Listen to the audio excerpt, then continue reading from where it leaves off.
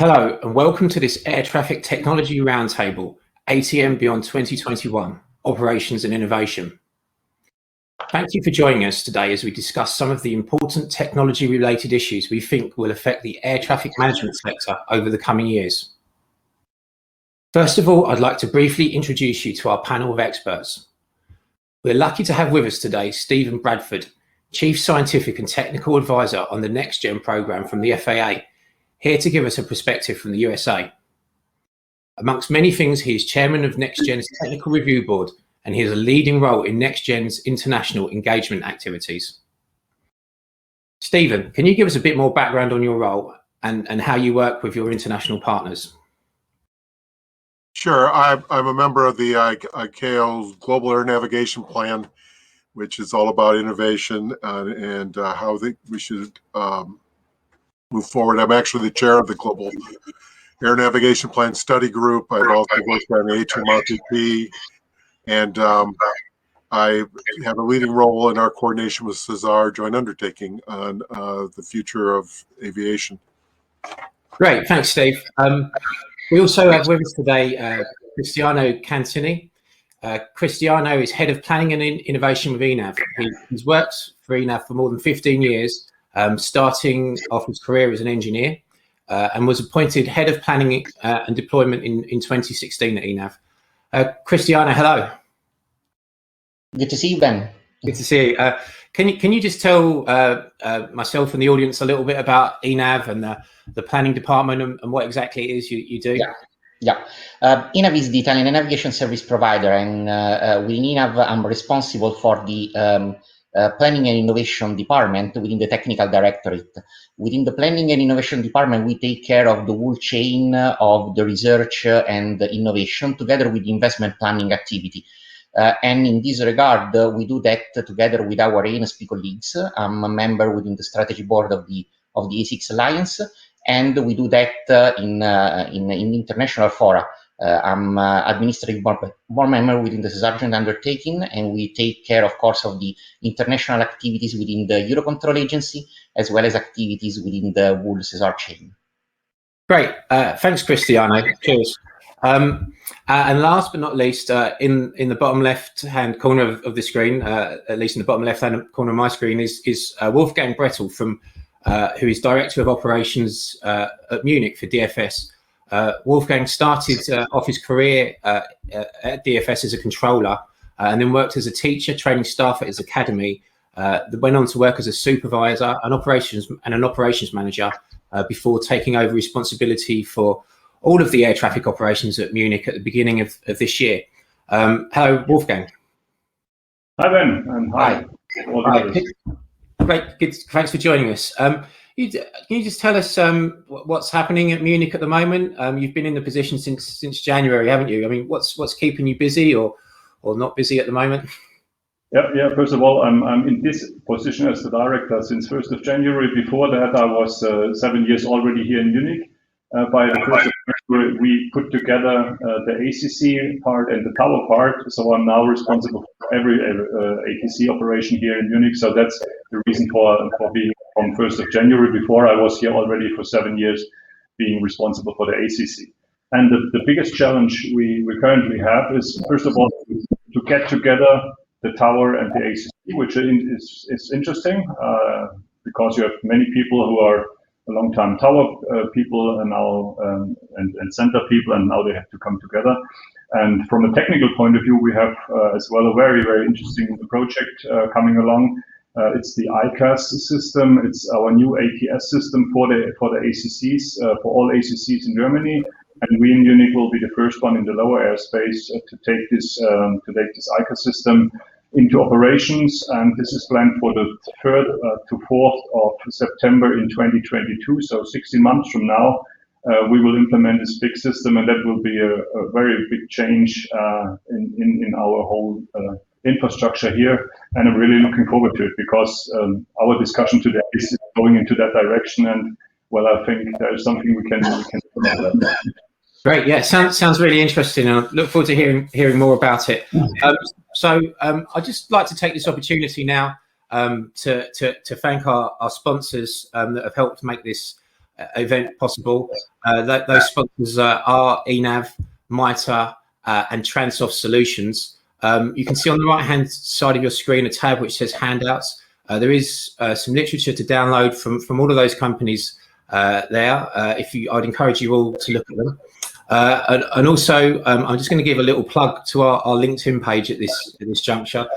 If you enjoyed today's session and you'd like to be kept up to date with future events and about our magazine, which is published during the summer, then please do look us up on LinkedIn and follow our page. Anyway, back to business. I'll just explain a little bit about the format of today. We're going to have a discussion amongst the panelists for about 20-25 minutes about a number of topics around operations and innovation in ATM, about some of the technologies that we think are going to be impacting and changing things, about the context of we're in the context of COVID now and bouncing back from COVID. That's after that 25 to 30 minutes, we'll go into the open Q&A session. I'd encourage you to submit any questions that you have for our panelists whenever they occur to you via the tab on the right-hand side of the screen. What does happen sometimes is everyone waits until the 30-minute Q&A session starts. So the sooner you submit your question, the more likely it is to be answered. So that'd be great if you could do that. The questions won't appear straight away. I will publish them when they're asked to the panelists in the second half. So as long as that's all clear with everyone, we'll start the main session.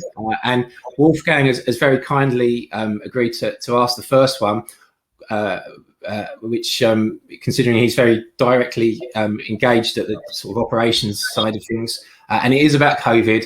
And we'd just like to know, Wolfgang, if you could talk about how COVID's changed the way that you work at Munich, in the last year or so. How has it affected the way controllers work and the way your operations are running there? Yeah, well, of course, what we saw was in the year 2019, when we had that much traffic here in Europe, a sudden decrease to 2020 when all that started.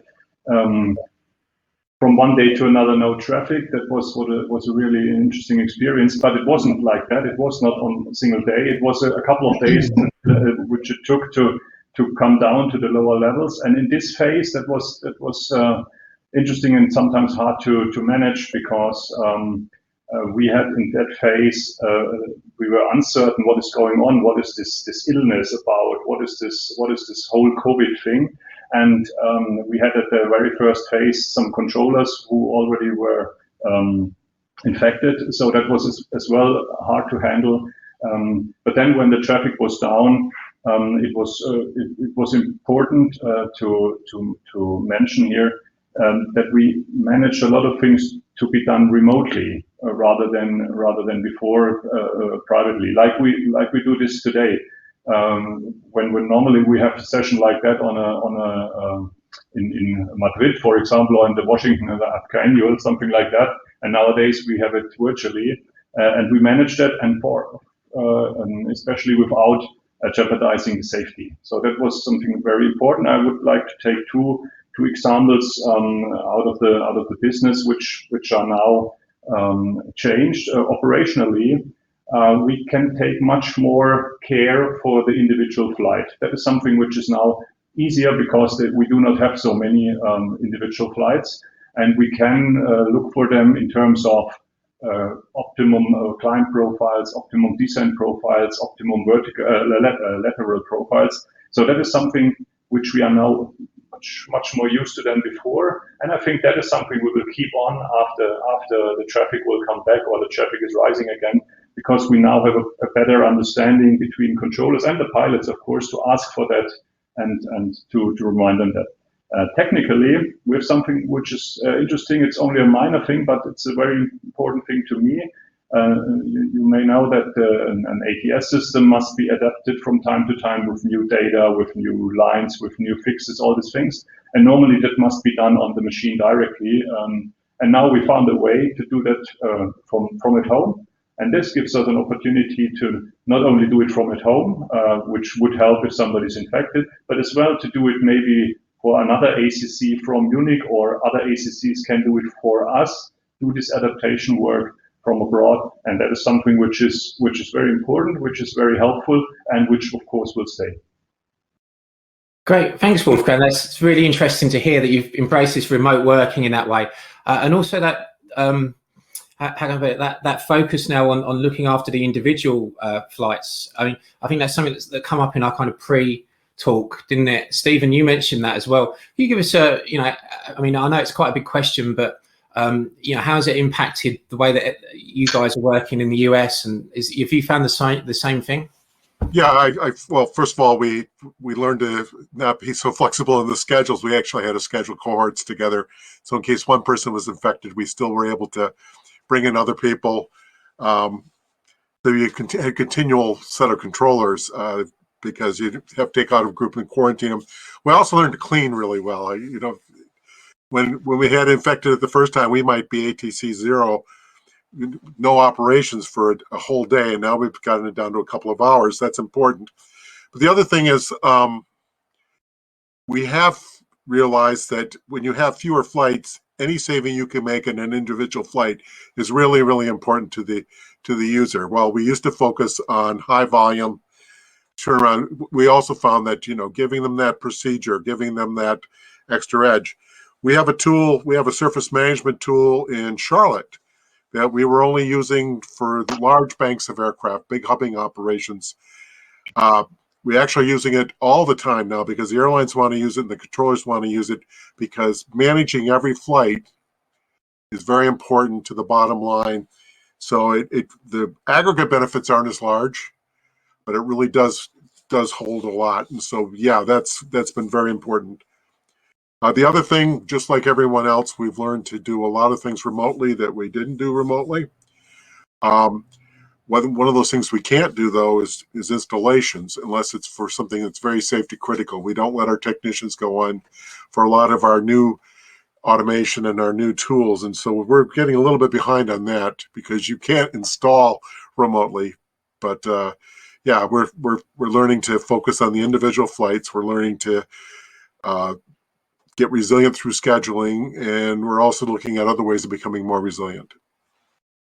So what does that focus on individual flights really enable you to do, Stephen? I mean, what kind of benefits can you realize?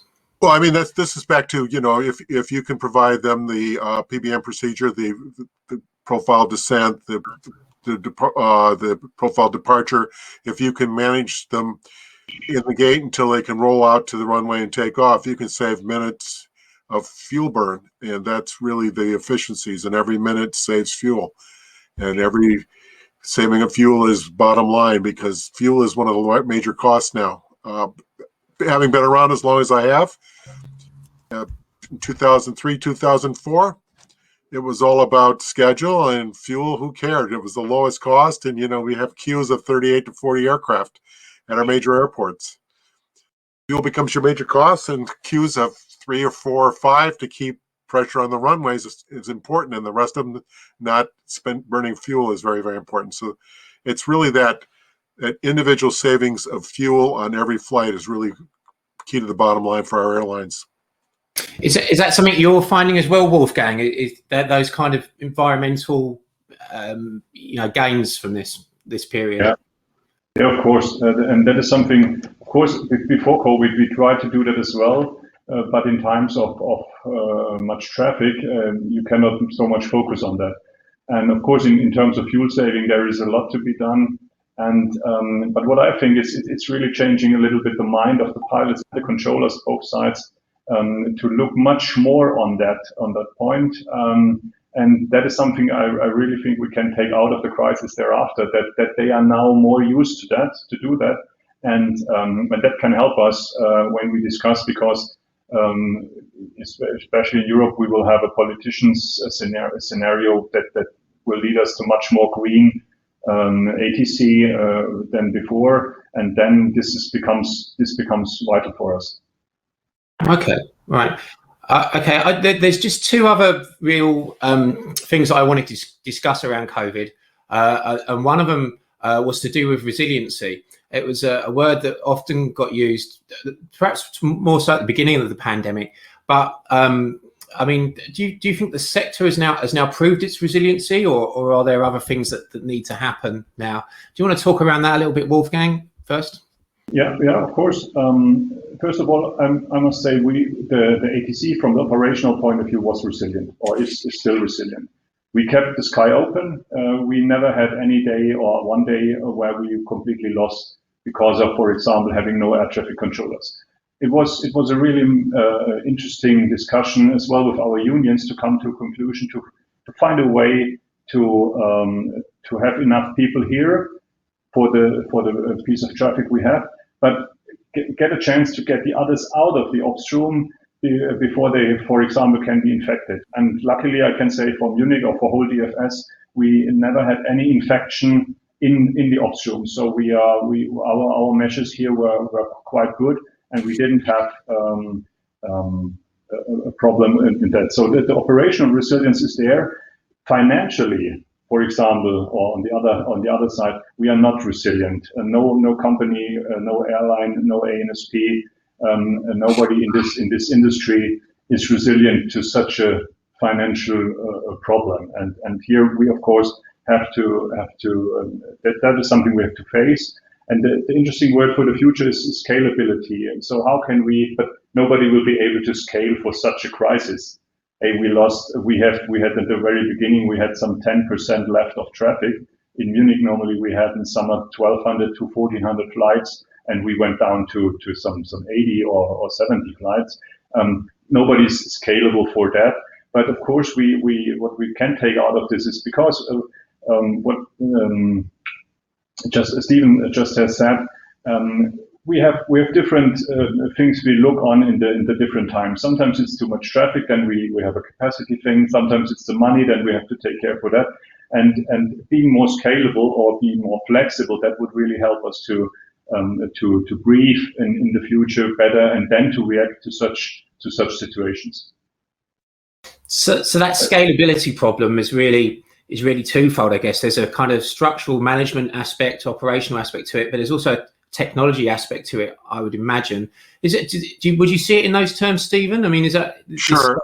Yeah, I think the scalability.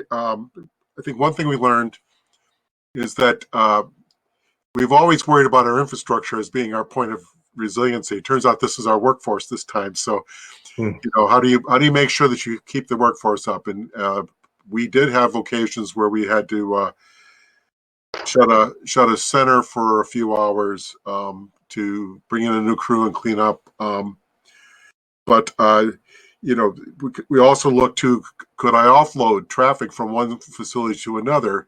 And then you go, well, what does it take for a controller to take over that traffic? And then you realize, well, maybe a little machine learning algorithms, a little bit of simulation. Maybe I can take a controller and show them what this piece of airspace is like, so they can perform. Now, they probably can't perform 100% because it's new airspace to them, but they get to the 80-85%. So we can try to make our workforce more resilient with tools. I think the other thing we learned is we love to have our own servers in every facility, and if it's not a safety critical function and capability, it might be better to have that in the cloud where you can get other sorts of resiliency, because then you don't have to get your technicians into the facility to swap out racks and to do that maintenance. Processing as a service, storage as a service, using the cloud more is something we're really going to look at, because a lot of our traffic flow tools don't really require a local presence. They really are beyond a single facility, and so we're starting to look at that as part of our evolution of our automation, is to get away from that. I only feel comfortable if I have everything on my own servers in my own facility. So it's a mindset change for both our program managers, our controllers, and our technicians. How do you do maintenance in the cloud and that kind of thing? Yeah, I mean, you were talking a little bit about that in your introduction, weren't you, Wolfgang? This the idea of digitalization and remote working. Is that something that you're going to be introducing technically to enable scalability and flexibility in your operations more? Yeah, of course we try to. Well, if you look to the pure operation, what an air traffic controller is doing, of course, a tower controller or an ACC or approach controller, of course, they're sitting in front of their radar screen or their tower windows and do their work. But beside the operation, of course, there is as well a lot to do. Like I said, the adaptation of the system, for example, and why can't we do that from abroad? Why can't we do that from somewhere else? As well, the way we work as a management, it has changed tremendously. We do not fly to any location. We just stay at home. We take our video conference systems and do our work there, which is from my perspective, sometimes a bit more boring. Sometimes you miss the opportunity to get to take a beer with somebody in the evening. But of course, it's efficient. It's efficient. You can do it in an efficient way. And for project work, for example, with that ICAS system I mentioned before, we had to face a problem that we planned for some on-site tests, which were not possible because the people who are doing this system for us, they're coming from Spain, they were not allowed to fly to here. And so was the question, shall we stop the project? Can we continue the project because we cannot see what they have programmed? We cannot see if the software releases are working or not. And then we found ways to, at the first glance, it was easy ways how to with a camera to see what the other is doing. But then we found ways to do that better. And finally, we had this on-site checks off-site, and that was very interesting. And it worked. There is, of course, something missing, and you don't get everything. You cannot touch everything, but there is no other way.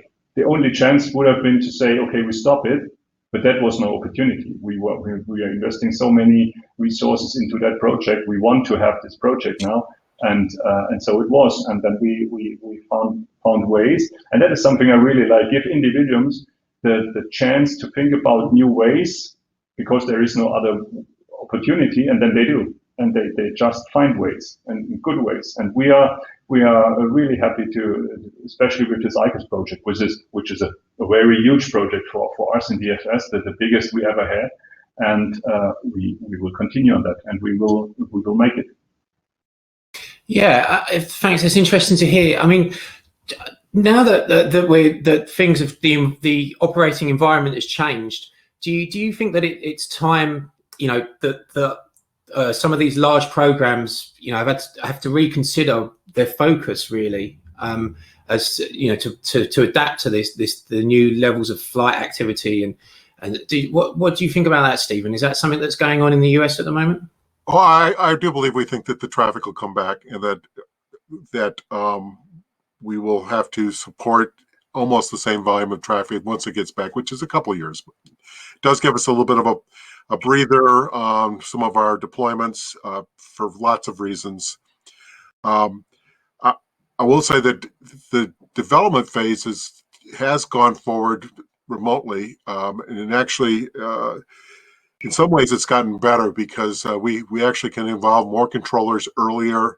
You always have to have controllers involved with everything you do. Mm-hmm. As we can get them in earlier, more of them can see what you're working on. We don't have to bring cadres in at every phase of the development. Now, eventually, we will want to have hands-on before we go to the field, but it does allow for more participation. But yeah, I think it will change some of our larger projects, but I don't think that's so much because of the COVID. That's really more about the fact that the technology is changing around us, and we are not funded through user fees. Mm-hmm. So we have not had the same funding issues, and we have a very robust urban air mobility crowd and a small UAS crowd. So we've been really working hard with them also remotely, and they're bringing a whole lot of new technologies to the table that we think can then roll over into regular ATC, which is why we do think we'll see new architectures and new capabilities.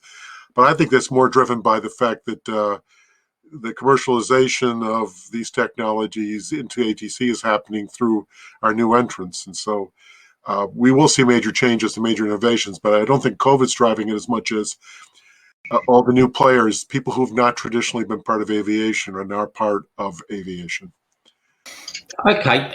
Do you think, I mean, which technologies do you think we're going to see change the way that we work the most within the next kind of, well, the rest of the decade, really? I mean, you mentioned some of the UTM stuff there, the eVTOLs. I mean, what are the underlying sort of technology trends that you think? Well, I think, you know, and it's a cliche now that anything that can be connected will be connected, but it's actually absolutely happening. And we've done a series of trials with even large aircraft, with Boeing and others, where you can use your tablet on the flight deck to do advanced computations in ATC. The traffic flow people can send you new information, and you can make decisions on flights in flight, and that you couldn't make with an FMS and a CPDLC message. Now, when you get to command and control, it will still be command and control, but there's so much more you can do with the aircraft via internet and other schemes. I'm always struck that about the pipes to the aircraft, about 3% of the data, 4% of the data is ATC. The rest of it are people managing that aircraft real time everywhere. We just have to embrace that and figure out how ATC can leverage that same use of technologies. And we don't have to always be voice and text based. Okay, sure. Wolfgang, I mean, what technologies do you think are going to be crucial as we kind of rebound back from COVID? I mean, is there anything that DFS is looking at that they weren't before, perhaps? Well, something important is, of course, what has been mentioned by Stephen. For example, the data sharing or the data centers we are thinking about. I think that is a big chance now to put that into cloud-based, for example, because we have so many data now from the airlines, from the single aircraft, from our systems, from the Eurocontrol system. And if we put that all together, then you have a huge amount of data which can help you with, for example, artificial intelligence to get it used and to then get, and that is something I really think in Europe is something we should work on. We have the single European sky, which of course is something very important, but we will more work to a digital European sky. I think that is the key, because we will not, like the FAA can do in the United States, to have 24 ACCs, all the same system, all the same command center steering them. And this is something in Europe which will most probably not happen, not in my lifetime and not thereafter. So we have to find other ways, and that can be the digital European sky, to say, okay, we need some links between, of course, we need the interfaces which are standardized, but then you can use, for example, when we have this ICA system, which is then a very forward system, we can try to do things other than before, or better than before, and others can share this or can learn from this. Others already have things like that, like the UK, for example, and then we can continue on that base. That will always be a big difference between the FAA and the European ANSP system. As my grandpa said to me, if you see that you cannot change something, then don't try it. Let's try something else, and that is something we really like to do. So digital European sky is maybe the answer. Great. Okay, thank you. Sorry, Stephen, were you going to? Yeah. So what you mentioned is both a plus and a curse, because we do have so much airspace and so many airports, everything else. We do go to single systems. They tend to be expensive when you get past airport 40, airport 50. I mean, a lot of our efforts are on the top 15 to 20 airports. And then we don't have the same availability to put the more advanced systems into our smaller airports.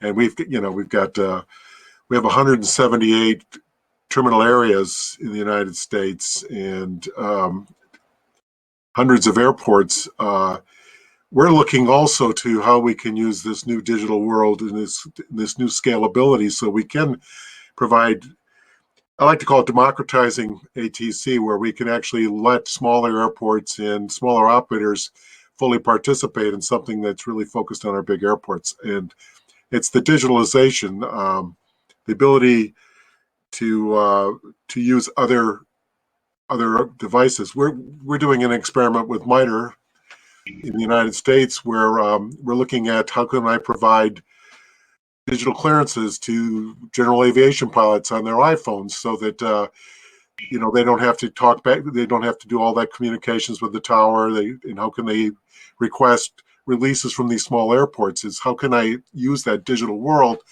to provide, and mobile devices that are available to everyone, to really provide full participation that right now is really kind of the purview of the big airlines and the big airports. So that kind of modernization, Stephen, that you're describing there, I mean, you're using tools and equipment that are already quite well established in other areas. Is that a kind of is that a policy almost there that you do? It's an acceptance. Yeah. Look, I mean, look at the small UASs. They're nothing more than the remote control plane of 20 years ago, but they were hard to fly. Now you can sit there and you're flying with your iPhone or your iPad. I mean, that's the kind of thing you're seeing. When I started NextGen, when I was working on starting NextGen, we only thought of the datacom as our only link to the aircraft inside voice. My pilots were still dragging around giant Jeppesen charts in bags. 2010, suddenly we have iPads. Now the iPad's going to talk to the new 777X. Things have changed in the last 10 years, and ATC just needs to learn to embrace this change. Many of the technologies we're using are 50, 60 years old, and we don't need to replace them, but we need to supplement them with opportunities. Sure. Wolfgang, I mean, 50, 60-year-old technologies, I mean, is that something you'd agree with, that DFS is using that technology that old? I mean, what would you say to that? Is that the case? Well, of course, I would not bet my hand if we have something which is 50 years old. Could be. And well, if we are in a safety environment, and this environment, if something is working, it's very conservative. If it's working safely, then why should I change? That is the change management thing behind all this new system, and we will have that with this ICAS as well. Because controllers nowadays, they have a system which is working. Why should they change? Yeah, I think they will change if there is enough curiosity to say, hey, the new thing is interesting. And of course the quality must be as good. But we still have in our ACCs or in our towers, we still have some very old things. It's not only the things you see right away, it's sometimes as well behind the scene. And we have, for example, we are going towards virtual tower or remote tower control. One of our airports we are controlling is now not anymore in Saarbrücken. It's not anymore controlled in Saarbrücken. It's controlled from Leipzig, which is 600 kilometers away from that. And the controller sitting there just watching the cameras. And so that is already a step towards a new kind of work. And this virtual work for towers, for example, something we are dealing with here in Munich as well. Not tomorrow or the day after tomorrow, but maybe in 5 years or in 6 years of time, we can find technical solutions to go that way. And on the other side, well, a pencil still works. And so I use a pencil, for example, here to note down if I want to remember something. Something will not change, but we do not, for example, we do not have telephones with this. I don't know the English. Wow. Well, that is something we don't have anymore. No. Sure. I understand your point. And in fact, it's a technical issue, I've been told, which is prevented Cristiano from coming back in. So technology can be amazing, but it can also be pretty annoying when it goes wrong, right? Well, that's one of the things. That's one of the things that you have to be careful of. I probably wouldn't want to put everything into the cloud. I would still want to be able to do my safety function. So, how do you have a hybrid system where you have your local systems where you need them and your remote systems? 50-year-old technology. We still have ILSs. We still put out ILSs. That's because GPS is still vulnerable, right? We have a program called Next Gen DME where we're adding more DMEs so you can have what they call area navigation flight throughout the United States. And DMEs were invented in '47, but they work really well. They've been modernized because aircraft can ping more than once and get much more precision. But we do that because GPS is still vulnerable. But there will be other opportunities for other navigation systems that'll come along, and we just have to be able to embrace them as they come. Not everything has to be on VHF voice or data. We have to figure out what we can use other means to do, because with more data, we can do better development of information, and we can provide more support to people. I don't want to replace anybody. I just want to support them so that they don't have to have the same cognitive load of integrating data, as we like to say, into something that they can use. Singapore, they're building computer assistants, just like we have pilot assistants. They're building computer assistants on machine learning using more information. So there are opportunities around the world to support the workforce in their jobs with the new technologies. Okay, great. It's actually the same technical hitch I've been told, which means we've not received any questions from the audience also. Which is kind of annoying. Which is more. Are you sure that somebody's listening? Yeah, I can see them all. We topped out at about 130 people. I can see a long list of people, but can't hear from them, which is really frustrating.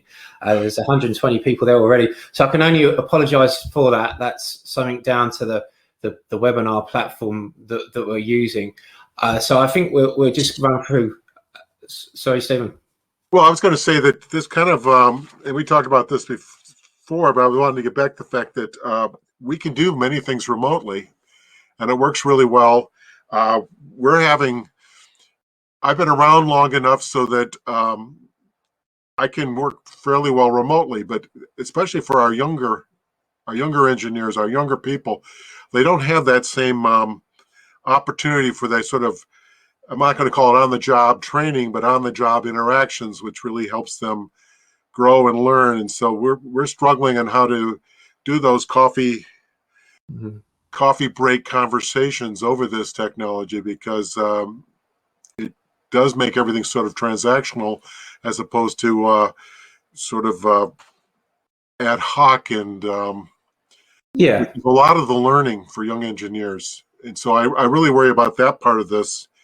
Is that we need some sort of, even there we need some hybrid. How do we get our young engineers engaged with our older engineers so that they can learn and they can grow, other than just the subject matter that they're currently involved in? Yeah, I get what you mean completely. Yeah, it's I mean, Wolfgang, we'll just run through another couple of questions and then probably call it a day on this. Thanks for everyone for bearing with us. I mean, we were talking a little bit about the bounce back and COVID coming back. I mean, what stage are you planning for an uptake, or do those plans constantly evolve at the moment and change? I mean, it's so uncertain still at the moment, the situation. I mean, how do you even begin to cope with that internally at a place like Munich? Well, I think here you come to a point which is about not so much technology. It's about leadership, and it's about dealing with changes at all. If you look like as Stephen just had mentioned, the iPhone. Some 12 years ago, it was invented the first time, and it brought a tremendous change to everything, how we live, how we communicate, for example. And here it's just normal for people to buy a new one, to accept that there's a new add-on and all these things. And in our world, we have to get the people to the same point, let's say, to get them to. I think it's important to have on the y-axis you have the curiosity, and the x-axis you have the quality of a system, and the higher both are, the better the acceptance of a system will be. You need the people. You need to have systems or functionality which makes people curious about, which makes them, oh, that's nice. I want to have that. And on the other side, it must work, of course. It's like here with Cristiano, it's not working, so this system maybe would not fit for ATC purposes. But if you have a high quality and if you have a high curiosity and bring that together, then you will have some people who are just willing. They have a great willingness to accept new systems, new functionality. And I think one thing we learned out of this iPhone story, let's say, so the last 12 years, it wasn't always the big step. And in Munich, for example, we had the last ATS system implementation was 2002, and now we have 2022, the next one. So 20 years in between is far too long. Of course, there were some steps in, but if you stick to the pure system, it's such a huge step now, and it's much better to have this gradual, from time to time, some slight innovations, some small things which are just a little bit better, and then you will get the result out of that. And so you have a permanent change rather than this one big step, because you have to take all the people with you. And when I was in Karlsruhe in 2010, we implemented their ICAS system, or the preceding system of ICAS. And it was one interesting story I had there with a controller. He came to my office about, let's say, 3 months before the cutover. And he was coming in asking if I had time for him. And then I said, well, yeah, of course. And he closed the door and he starts crying. And I said, well, interesting, a male controller, you're not used to that as a operations manager. And then after a while, he was just saying, well, he was a bit older than I was. And he said, I cannot work with the system. It's not, it's completely, he was so afraid of this new system. And well, then I said, okay, you have the training, you will have a retraining if necessary, you will have the cutover with lower levels of traffic, you will get used to that. And of course, after a while, he said, yeah, okay. And then, interesting enough, normally people just complain and then they never come back. In this case, it was different. About a quarter of a year after the cutover, he came back to my office, and I said, oh God, what will happen now?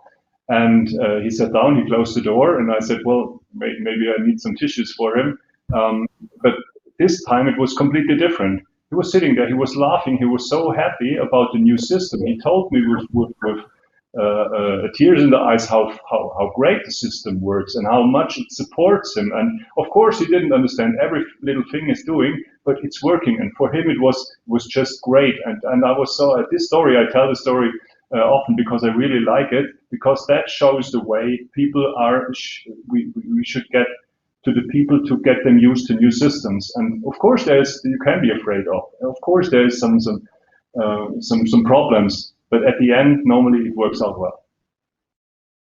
Great, thanks, Wolfgang. We've actually got questions back now, so I can see some from the audience already. So if perhaps you've submitted one already and you might want to resubmit. I've got one at the top here from Roger Mandeville on ADSB. How close are we to reduce separation using space-based ADSB over the oceans and poles? Does anyone feel qualified to answer that, Wolfgang or Stephen? I think there's some experiments going on already, isn't there? There's some research from NATS and about tracks. And Stephen, do you know anything about that, or we can pass? Yeah, I mean, I think that they're using in the North Atlantic, which right now, as I remember, that we were doing free routing because of the volume of traffic. That was a big change. So they're using in the North Atlantic. I think it improves the ability to track. I still believe that in some of the tracks they're using, that you still have to have datacom for the fans. It's more technology based probing, and so you need both the intent and you need the positions, but it does improve. We've been doing some experimentation of where we could use it also for other locations. We probably could have used something like this in Alaska rather than putting transceivers out in the middle of God knows where with bears and other things. But we're still using it. We're also doing data experiments right now with the area on how we can use the space base to improve planning and other things. We have an experiment right now domestically where we use ADS-B to try to find turbulence, and we're seeing whether we can do the same thing in the ocean with the velocity vector off the ADS-B message. So there's things you can do with it besides just separation that we're looking at. Great, thank you, Stephen. This perhaps is one for you, Wolfgang. It's from Regula Detling-Ott.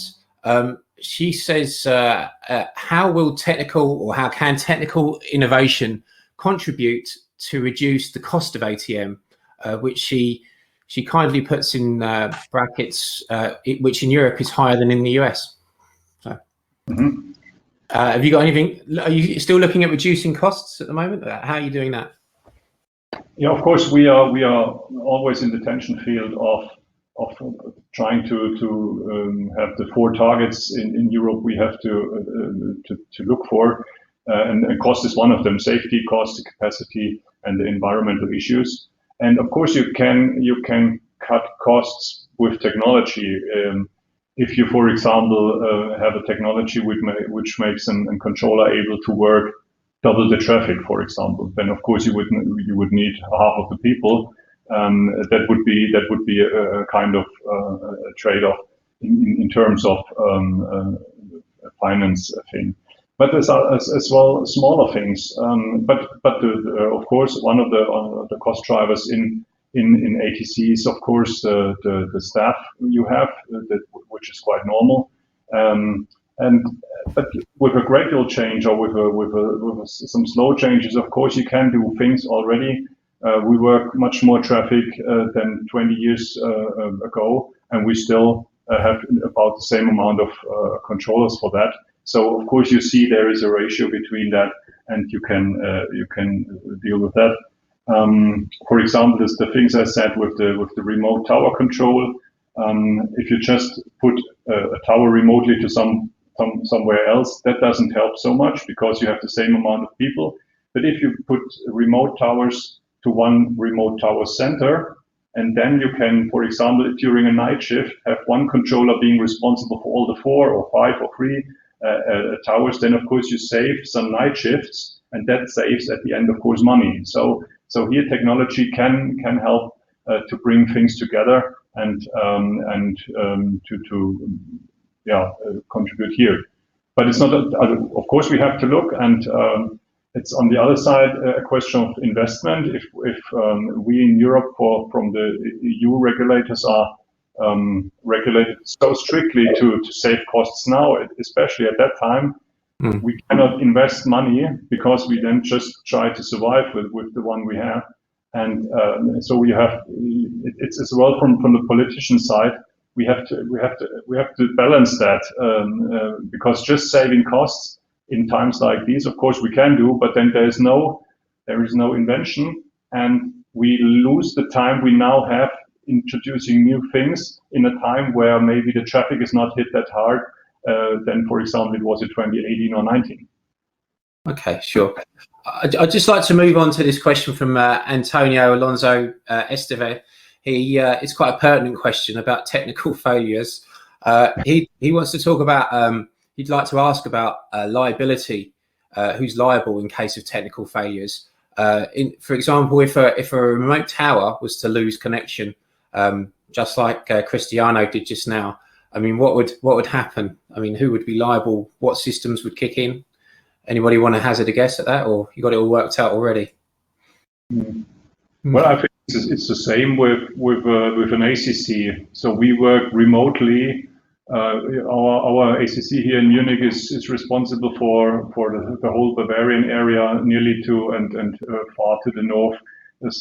let's say, south of Berlin, and we are remotely responsible for that airports in that area, and we do ATC from far away. And liability then, of course, is before you introduce such a system, of course, you make it safe as possible. But as well on a tower, if you sit there, your system can break down, and then if your voice comm is going down, then you're just doing nothing, and that doesn't matter if it's far away or it's on the spot. So, but that is a matter of having the contracts in that way, and with our remote tower, that is proven. So, for example, you can shut down the operations if necessary if the system doesn't work.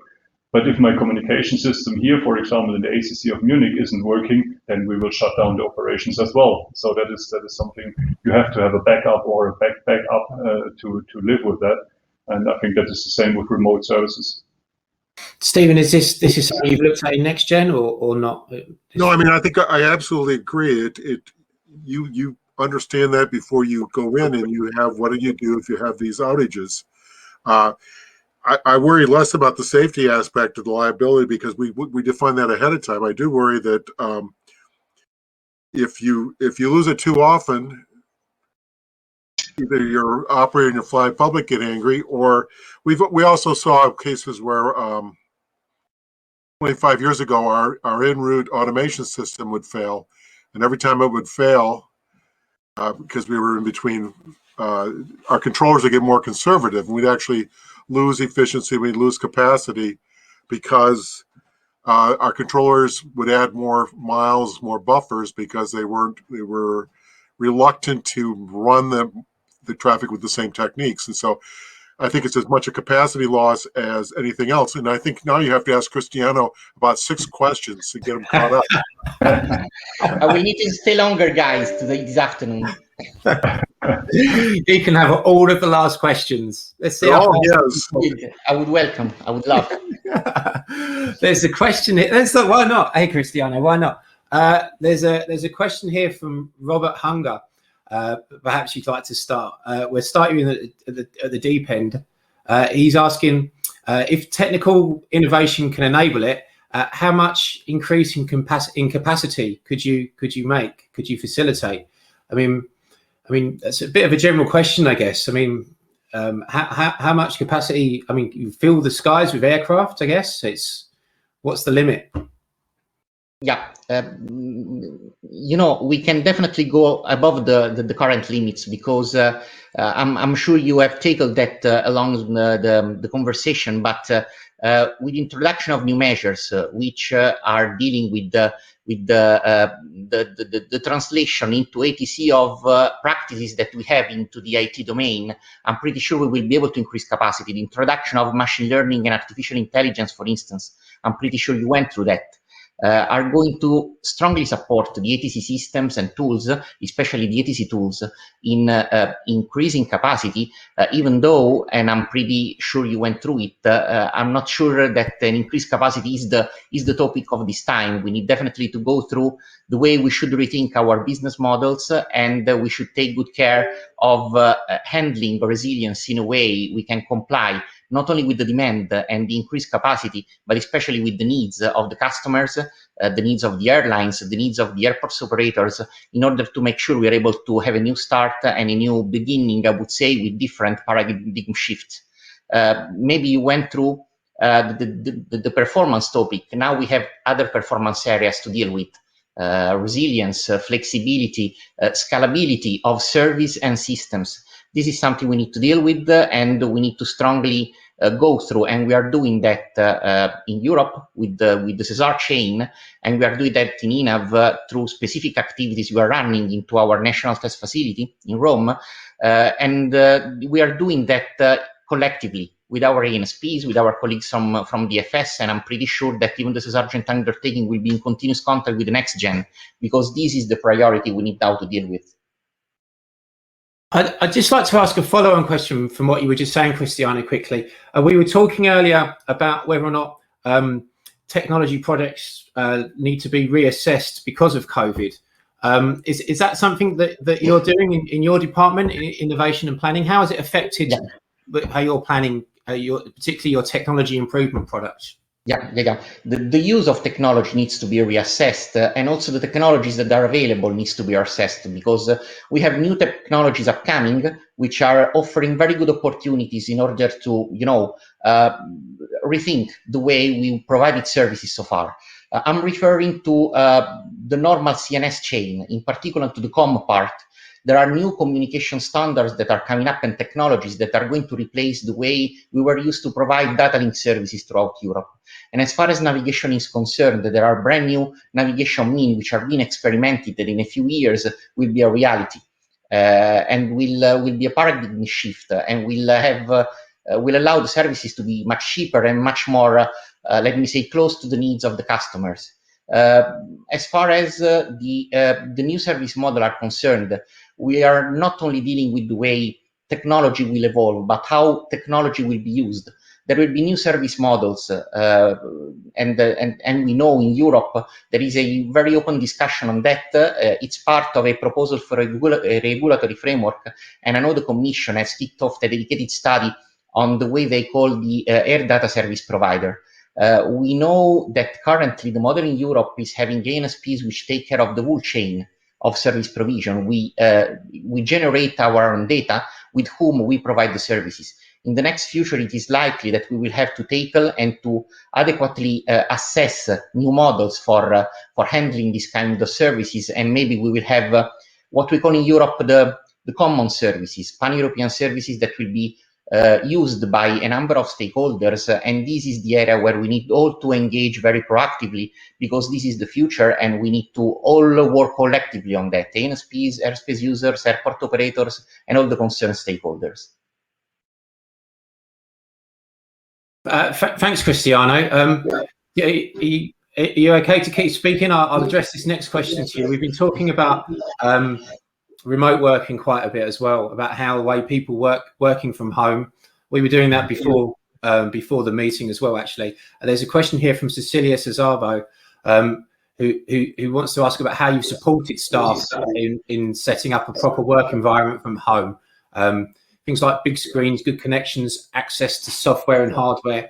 I mean, is that moving forward? Is that the way? Are you going to be actively helping staff to work from home, or would you want everyone back in at ENAV? Or, I mean, what's the policy going to be? Yeah, this is maybe one of the takeaways from this crisis. After the pandemic, of course, also for ENAV, the personnel will work on a mixed mode environment. So part from home and part from the office. It depends, of course, on which kind of job you're handling. If you need to be on-site visits, then you need to go on-site. But of course, we will manage to take profit and to make best use of the lesson learned that we get from the crisis. And when I mention lesson learned, we also identified a new way of working, new way of interacting among the personnel, which is a good thing anyway. So, and of course, the technology has been highly supportive and has been able also to identify a more efficient way of doing things. So, if I can mention one of the good takeaways, of course, from the situation is a new way of working, which is proving somehow beneficial in some of the cases.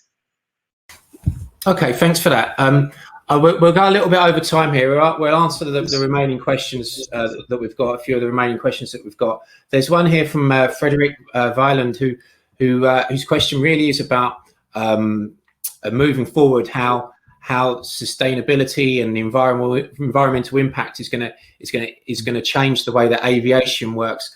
He wants to know. I mean, for example, in France recently, they've requested that travellers use energy efficient trains instead of flights for, there's legislation going through. Yeah, he's nodding his head. We've heard about this. So, I mean, with initiatives like that, I mean, what do you think will be the future effect on air travel? We talk about COVID, but do you think there's a long-term life in aviation? I mean, what's going to change? What's ATC doing to support environmental initiatives? Cristiano, perhaps you'd like to take it with. Yeah, of course. And I believe that we can only gain again from the period where we are living. The introduction of specific tools, I'm referring again to machine learning and artificial intelligence, can definitely improve the way we use ATC tool today. And of course, better performances can be achieved, which means having a better flight profile for the aircraft operators. And this is, of course, is going to reduce the footprint that we are going to experience. And I know that within the CESAR deployment framework, a number of interventions are being planned. And in these interventions, there is specific attention, specific focus on the environmental sustainability of all the investments that throughout Europe are being performed. So I'm pretty positive in of an improvement in the next few years that will be even accelerated by the new ways we will be handling our business upon. Stephen, could you give us a perspective from the US on that? I mean, is it something that you guys in NextGen think about? Oh, we think about, yeah, because we know that a lot of the inefficiencies are really about safety and not fully understanding the future conditions because of the fact we're not taking full advantage of the information. And I think Wolfgang mentioned that before, is that we live in an information-rich environment. With that, we can, we always say we're into trajectory-based operations now. I know your intent, but with all this additional information, I can actually predict the performance of the system.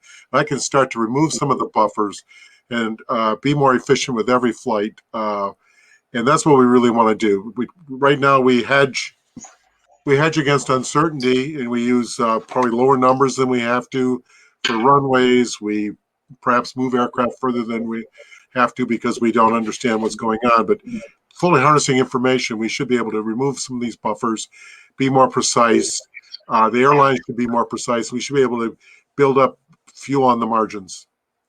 Okay, great. Thanks for that. Wolfgang, I'd just like to address this question from Christian de Silveira to you. It's really about, the traffic flow has decreased because of COVID. And we've talked about maybe the negative aspects of that. But has it given an opportunity for you to review things and look at improving things such as airspace management and ATC within DFS? If you could you talk around that, Wolfgang, and then perhaps Cristiano, if you would like to comment? Yeah, it's as well maybe as a point for this environmental thing. As I mentioned before, with the COVID, we had the chance to focus more on operational descent or climb profiles, which is a very important one, which is of course not possible if you have too much traffic. And I talked about this before. So that is something which is very important. One thing to the environmental, maybe it's not only about all the time the big political decisions towards that. Sometimes it's only a change of mind. And we for example, in Munich, we try to be a green ACC, which is more than just having optimum climb profiles and descent profiles, but as well, for example, to how can a building like the one we are in, the whole environment around us, how can we save that more? And what I really recognize is that people, especially younger people, they're much more caring about environmental issues at all. They want to have electric cars. They want to have bees with some possibilities to keep them. And all this change in mind, which is now happening, is something we should take. And then, of course, what I said before, in this the digital European sky, you can then with the whole bunch connect that together and find something out of that. And maybe with interoperability, but as well interconnectivity, like the fast trains you mentioned before. Maybe there's no need anymore to use an aircraft to fly from Nuremberg to Munich just to get your connecting flight, but you can maybe use a connecting train, which could be better, or which we didn't tackle that much. Maybe you have this new kind of taxis, these flight taxis, maybe autonomous flying around this unmanned or manned, but not with a pilot, vehicles flying around people from one airport to another. That is something I really think, or I believe that will come. But it's important to have first the digitalization and all the data on the table. Yeah. Right. Cristiano? Yeah. And I agree with Wolfgang. Digitalization, of course, is of the utmost importance. But of course, we need to understand exactly what's behind the word, what's behind digitalization. Digitalization, of course, it's a shift, it's a change in the operating model that we all are handling, and we know that there will be a change in the way we are handling operation and in the way we are providing services. And in this regard, within INAV, we are having a number of trials. We have a huge deployment activity which takes care of a brand new ATM system and ATC tools like a brand new arrival manager, for instance, that of course is definitely to impact these performances. But on top of that, as I mentioned, we are going to have a paramount shift in the way services will be delivered. We have a program which, of course, we use also within the CSR framework, which is for the air data service provision. Is the first SWIM services registered within the SWIM registry, and it is called Co-Flight Cloud Services, and it is perfectly framed within the air traffic service, air traffic data service provision. This is something we share with other ANSPs, with our French DSNA colleagues, and with the Swiss Sky Guide. And this is only one of the example of the paramount shift that we will experience in operations on the basis of new technologies, new systems and tools, but also on the basis of new service model that we will have to deal with.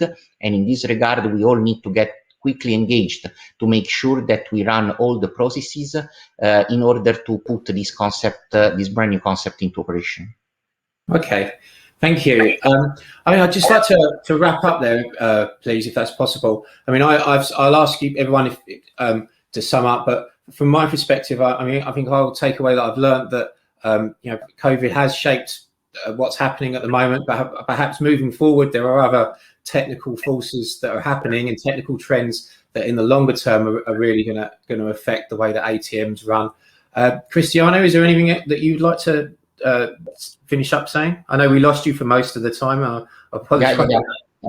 And I'm sorry for that. I will comply with the managers of the IT part, but nonetheless, I'm happy I was there even for a while. I would have had a better exchange and a longer exchange with Wolfgang and with Stephen, from whom I would have been interested to share a number of items along the questions that I'm sure you have been able to discuss and put forward. So I'm happy I was there. Of course, I hope it was a more long session to, of course, share with you what I'm sure you shared in my absence, but I was happy to participate even for 15 minutes. Wonderful. Wolfgang, would you like to add anything? Yeah, well, one thing which is very important to me is technology is nothing without leadership and people. So what we should not forget at any stage is that behind all that there are people, and you can achieve quite a lot with good people, and technology is something you have to use for that, but it's not replacing us people or human beings. And I think that is something important. Wish us all the best for our ICAS implementation guys. That would help us, because in 16 months from now, we'll have a big step. And of course, this will be a big technology change, which of course will need some good human beings with my good team there. And so, but yeah, that would help me the most. Great, perfect. Thank you, Wolfgang. And Stephen, if you got anything you have to say? Yeah, I wanted to leverage on something Wolfgang said earlier, which is that his ATC system's been in place for 20 years. With or without COVID, we're really at a point now where we really have to decide what automation system we want 10 years from now, and because it's going to take us that long, you can only switch automation cost effectively when your old automation gets obsolete. So it's important for us to make some decisions now and to try to pick things that are more agile, so that obsolescence doesn't have to wait 10, 20 years. You can actually gracefully do it every 4, 5, 6 years, which is what you really want to be. You want to be a lot more agile. So that's all. Interesting thoughts. Okay, well, thank you guys for your time, and thank you if you tuned in and watched and bared with us throughout the hour now. There will be a link to the recording sent to everybody that registered afterwards, so Cristiano can see what you missed out on if he wants to, or perhaps forget it ever. perhaps forget that it ever happened. I'm not too sure, whichever you want to do. Yeah, so yeah, thank you everybody again, and please do enjoy the rest of your day. Cheers. Bye-bye. Thank you. Bye. Okay, bye-bye.